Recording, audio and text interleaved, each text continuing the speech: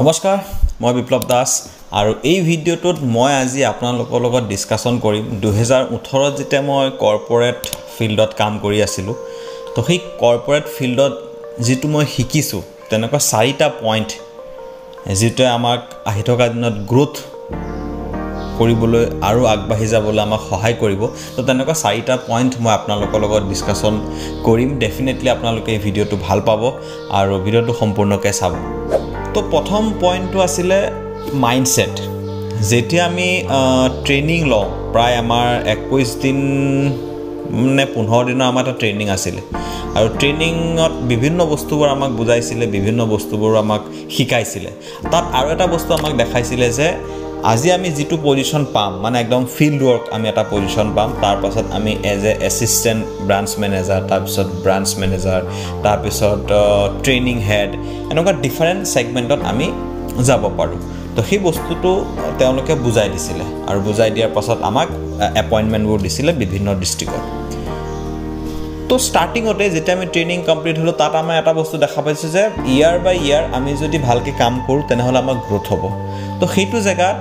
আমি প্ৰথম দিনে আমি এটা মাইন্ডসেট আমাৰ ক্লিয়াৰ কৰি ৰাখিব লাগিব যে এই আজি যদিও মই এটা লো পজিশনত মই গৈ আছো বা এটা ফিল্ড ওয়াৰ্কত গৈ আছো বাট মই ধীৰে ধীৰে মোৰ পজিশনটো মই হাই কৰিম মই নিজকে গ্ৰো কৰিম তো তেনেকুৱা এটা টাৰ্গেট তেওঁলোকে বান্ধি দিছিল বাট আমি নিজৰ ভাবে আমি এটা কি লিখিব আমি এটা মাইন্ডসেট আপ ৰাখিব লাগিব যে ইয়েস আমি স্টেপ বাই স্টেপ আমি আগুৱাই যাম তো প্ৰথম দিনাই যিকোনো কামতে আপুনি যাওক কি আপোনাৰ এটা মাইন্ডসেট ক্লিয়াৰ হ'ব লাগিব যে আজি মই যেটো পজিশনতে নাথাকো কিয় আহি থকা দিনত এবছৰ পাছত 6 মাহ পাছত 2 বছৰ পাছত আমি আমাৰ পজিশনটো গ্ৰো কৰিবই লাগিব তো আপুনি প্ৰথম দিনে আপুনি মাইন্ডত এই বস্তুটো ক্লিয়াৰ হ'ব লাগিব তো মাইন্ডসেট আপোনাৰ ক্লিয়াৰ থাকিব লাগিব যে আমি নিজকে গ্ৰো কৰিব লাগিব স্টেপ বাই স্টেপ দ্বিতীয় লাইফ লেসনটো হৈছে যে টাৰ্গেট আমি এটা টাৰ্গেট ল'ব লাগে আজি মোৰ মনত পৰে প্ৰতি মাহৰ 1 তাৰিখে আমাৰ যিগৰাকী ব্ৰাঞ্চ ম্যানেজাৰ আছিল তেখেতক ৰিজনাল হেড অফিচলৈ মানে মাতিছিল আৰু মাতি তেওঁলোকৰ এটা গেট টুগেদাৰ হৈছিল ব্ৰাঞ্চ ম্যানেজাৰ সকলৰ আৰু ব্ৰাঞ্চ ম্যানেজাৰক টাৰ্গেট দি দিয়ে যে এই মাহেকত তোমাৰ টিমক লৈ তুমি 1 কোটি টকাৰ বিজনেস জেনাৰেট কৰিব লাগিব আৰু ব্ৰাঞ্চ ম্যানেজাৰ ৰাতি আহি আমাক কি কৰে টাৰ্গেটটো ভগাই দিয়ে 1 কোটি টকা আমাৰ 5 জন মানুহ আমি ছিল 5 জন মানুহৰ মাজত ভগাই দিয়ে দুজন অলপ সিনিয়ৰ তেওঁলোকক অলপ বেছি এমাউন্টৰ বিজনেস কৰিব দিয়ে আৰু আমি তো বহুত জুনিয়ৰ আছিল তো আমাক অলপ কম এমাউন্টৰ তথাপি 25 লাখ 30 লাখ আমাৰ এনেকুৱা এটা ভাগত পৰিছিল মেবি তো টাৰ্গেট লোৱাটো বহুত ইম্পৰ্টেন্ট আপুনি যদি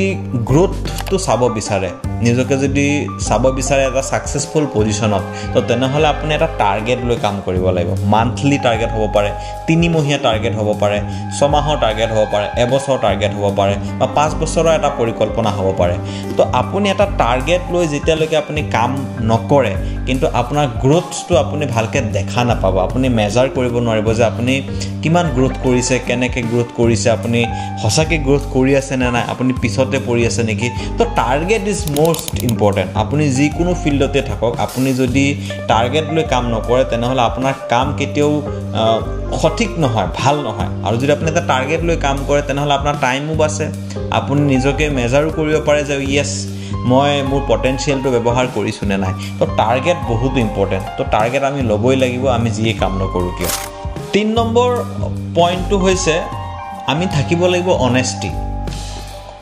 যেটো কাম আপুনি কৰি আছে সেই কামটো আপোনাৰ হয়তো সাগে ভাল পোৱা কাম নহবও পাৰে বা ভাল পোৱা কাম হ'বও পাৰে আপুনি যিয়ে কাম কৰে আপোনাৰ কামৰ প্ৰতি অনেষ্টি আপুনি মেইনটেইন ৰাখিব লাগিব